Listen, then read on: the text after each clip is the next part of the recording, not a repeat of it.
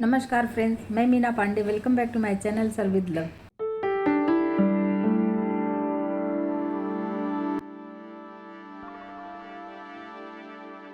जो fresh corn होता है फ्रेंड्स, ऐसे नाखून दबाइए ना तो वहाँ से ऐसे दूध निकलने लगता है। इसके दाने मैं ऐसे निकाल देती हूँ। ऐसे निकालेंगे ना तो ये निकल जाएगा। इसी तरीके से मैं सारे कॉर्न को छील लेती हूँ। इधर मैंने 2 कॉर्न को इसको छील लिया है, पानी से धो दिया, क्योंकि जो फ्रेश कॉर्न हम लेते हैं ना तो उसमें जो उसके बाल रहते हैं वो रह जाते हैं, तो वो ना रहे उसके वजह से मैंने पानी से धो के और इसको पंखे में डाल के 1 घंटा सुखा दिया, तो उसका पानी खत्म हो गया, क्योंकि हमें पानी की ज़रूरत नहीं है। इसी में मैंने 1 कप पोहा लिया है। ये देखिए, ये नॉर्मल वाला पोहा है। चूड़ा मटर बनाते हैं या कोई भी स्नैक्स बनाते हैं, पोहा बनाते हैं, ये वही वाला पोहा है। तो पोहे में पानी डाल के इसको 2 पानी अच्छे तरीके से धो देती हूँ। पानी डाल के इस तरीके से हाथ से रगड़ दूंगी ना, इसका जो डस्ट होगा वो डस्ट निकल जाएगा। पानी छान देती हूँ और इसी में 1 पानी और धो लूंगी। ये पानी को मैंने दबा दबा के निकाल दिया, बिल्कुल भी इसमें पानी नहीं है। अभी इसको कवर करके ऐसे रख देती हूँ, 10 मिनट इसको फूल जाने देती हूँ। फिर मैंने 3 बॉयल आलू लिया है। ये आलू 2 घंटे पहले मैंने उबाल के फ्रिज में रख दिया था, तो उससे इसका मॉइस्चर खत्म हो जाता है, तो इसमें ज़्यादा पानी नहीं होता। नहीं तो कोई आलू होते हैं ना, वो पानी भी छोड़ते हैं। तो 2 घंटे पहले अगर आलू उबाल के फ्रिज में रख देंगे तो कोई भी स्नैक्स आप बनाएंगे तो बहुत ही अच्छा बनता है। तो इसको मैं ग्रेट कर लेती हूँ। ग्रेट करने के लिए मैंने ये मोटा वाला ग्रेटर लिया है, इसी से ऐसे ग्रेट कर लेती हूँ। कॉर्न मैंने जो ले लिया है, इसका मिक्सी जार में डाल के इसको हमें दरदरा सा ग्राइंड करना है। ये देखिए, 1 मुट्ठी जितना कॉर्न मैं बचा ले रही हूँ, बाकी सारे कॉर्न को ग्राइंड कर लूँगी। इसमें कोई पानी वगैरह नहीं डालना है, इसको बस कॉर्ड्स पे इसको चलाऊंगी मिक्सी रुक के, तो ये दरदरा सा हमें मिल जाएगा। इसको दरदरे फॉर्म में ही चाहिए। कुछ सेकंड में ही इस तरीके से ये दरदरा सा हो गया है। अब अगर ये कॉर्न को ऐसे उठा के देखेंगे ना तो ये दरदरा ही है, मतलब किसी में 2 पीस हो गया, किसी में 4 पीस हो गया, इसी तरीके का है। जो फ्रेश कॉर्न होता है फटाफट ऐसे पिस जाता है, लेकिन अगर फ्रोजन आप लेंगे ना तो फ्रोजन जैसे कि आइस जमा रहता है, फिर उसको अगर हम मिक्सी जार में डाल के ग्राइंड करेंगे तो वो कॉर्न भी पानी छोड़ेगा आइस की वजह से, जो फ्रोजन है इस वजह से। तो फिर हमारा जो स्नैक्स बनाएंगे ना उसमें बाइंडिंग के लिए हमें बहुत कुछ डालना पड़ेगा, फिर कॉर्न का टेस्ट नहीं आएगा।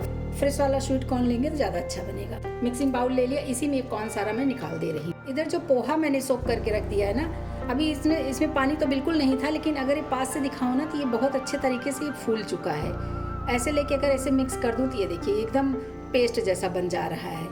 तो इसको हमें हाथों से ऐसे डो होता है ना, वैसे डो की तरीके से हमें ये बना लेना है।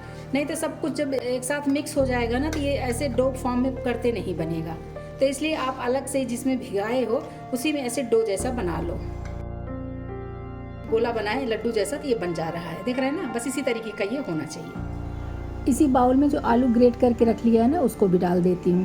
फ्रेंड्स, अगर आप लोग मेरे चैनल पे पहली बार आए हैं तो चैनल को सब्सक्राइब करके बेल आइकन ज़रूर दबा दीजिएगा, इसी तरीके की इंटरेस्टिंग सी वीडियो देखने के लिए। तो ये भी इसी में डाल दे रही हूँ। इसी में कुछ स्पाइसेस और नमक भी डाल देते हैं। 1 टीस्पून हल्दी पाउडर डाल रही हूँ, 1 टीस्पून लाल मिर्ची पाउडर डाल रही हूँ। ये तीखा वाला है, आप चाहिए तो काश्मीरी मिर्च भी डाल सकते हो या दोनों ही डाल सकते हो। 1 टीस्पून गरम मसाला डाल रही हूँ, 1 टीस्पून जीरा डाल रही हूँ, 1 टीस्पून रोस्टेड जीरा पाउडर डालूंगी। इन सब चीज़ों से बहुत अच्छा टेस्ट आएगा। 1/2 टीस्पून जितना चाट मसाला डाल रही हूँ, आप चाहिए तो अमचूर पाउडर भी डाल सकते हो। 1/2 टीस्पून जितना मैं रेड चिली फ्लेक्स डाल रही हूँ। तीखा चटपटा सा रहेगा तो खाने में बहुत अच्छा लगता है। इस टेस्ट के अकॉर्डिंग नमक डाल देती हूँ। 1 छोटा सा प्याज इसे बारीक बारीक काट लिया, इसको डाल देती हूँ। थोड़ा सा हरा धनिया डाल देती हूँ। हरा धनिया से बहुत अच्छा टेस्ट आता है, अगर आपके पास हो तो ज़रूर डालिएगा। बाइंडिंग के लिए मैं 3 टेबल स्पून बेसन ले रही हूँ, बेसन डाल देती हूँ। 2 टेबल स्पून राइस फ्लोर ले रही हूँ, इससे क्रिस्पी बनेगा, तो इसलिए मैंने यूज़ किया है। अगर राइस फ्लोर नहीं भी यूज़ करेंगे तो भी क्रिस्पी बनेगा, लेकिन राइस फ्लोर डालने से और ज़्यादा क्रिस्पी हो जाता है। 1 टेबल स्पून जितना मैं रिफाइंड ऑयल डाल रही हूँ। बस अभी जो है इसको सभी कुछ मिक्स कर देते हैं। स्वीट कॉर्न फ्रेश लिया है मैंने, उसमें भी पानी होता है, क्योंकि पानी नहीं होता उसमें स्वीट कॉर्न का जो दूध दिखता है ना, वो दूध रहता है। अगर बाइंडिंग नहीं होगा तो तेल में डालने के बाद ये फट जाएगा,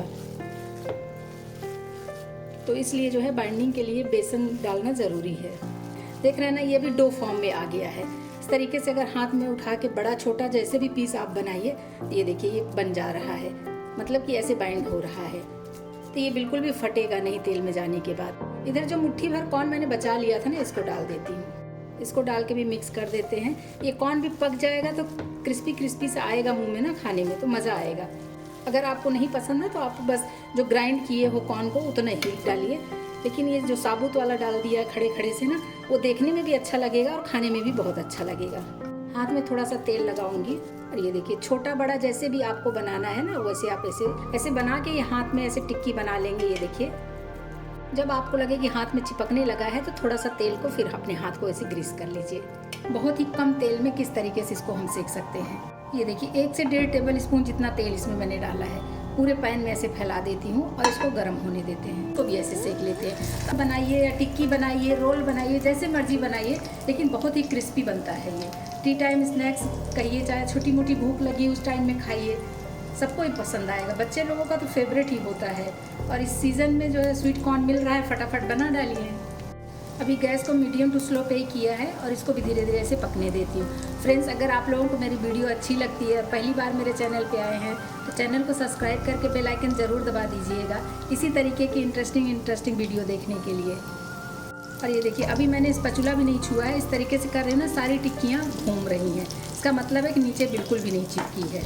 एक बार सारी टिक्कियों को मैं पलट देती हूँ ताकि दोनों तरफ से ये पकने शुरू हो जाए। ये देखिए हल्का हल्का गोल्डन कलर में आ रहा है, तो इसी तरीके से सारी टिक्कियाँ मैं सेक लूँगी।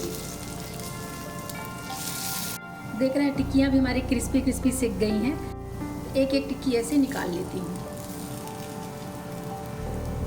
देख रहे हैं कितना क्रिस्पी बना हुआ है।